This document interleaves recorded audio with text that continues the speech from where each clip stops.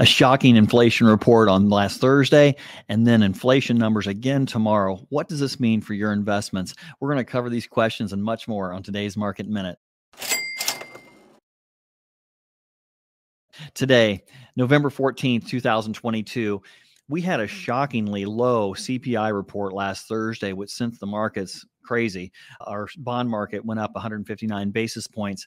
A big day for us is 20 basis points improvement. So that would bring rates down.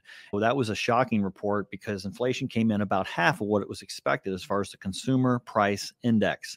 What did that mean for your investments? It meant that basically the sign of peak inflation, and certainly a great sign, which led to the 10-year treasury falling below the 4.0 critical marker that we were looking at. Now we're looking at 3.75 as a new floor and 4 as a ceiling. So very good news as far as a long-term view of interest rates. However, we can't base all of our decisions on one market report. We're going to see some volatile times, some reports that will come in with contradictory information, certainly between now and the next Fed meeting. We're optimistic because, as we've been saying, these reports of recession are starting to come in and are starting to come a little hotter as far as unemployment going up, inflation kind of peaking out as of last June now, it looks like. So that's wonderful information for the markets. Markets love to see that we're past the key point where things will begin to improve. And as recession steps in, then we'll see rates drop.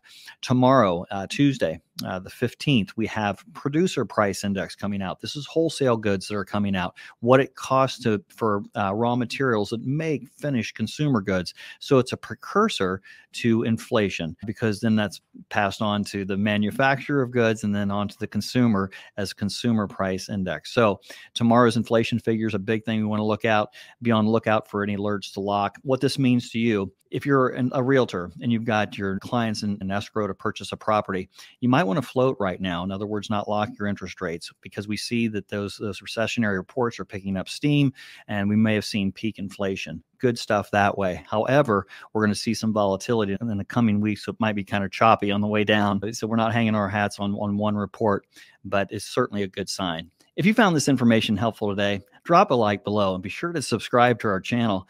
And if you want to see our most recent market minutes, you can go right here. And to find our lessons in lending series, we talk about what it means to get a mortgage, what's required, what you might expect as far as the process. You can go right here. Again, my name is Brent Discusses with Unitas Lending, and this has been your Market Minute.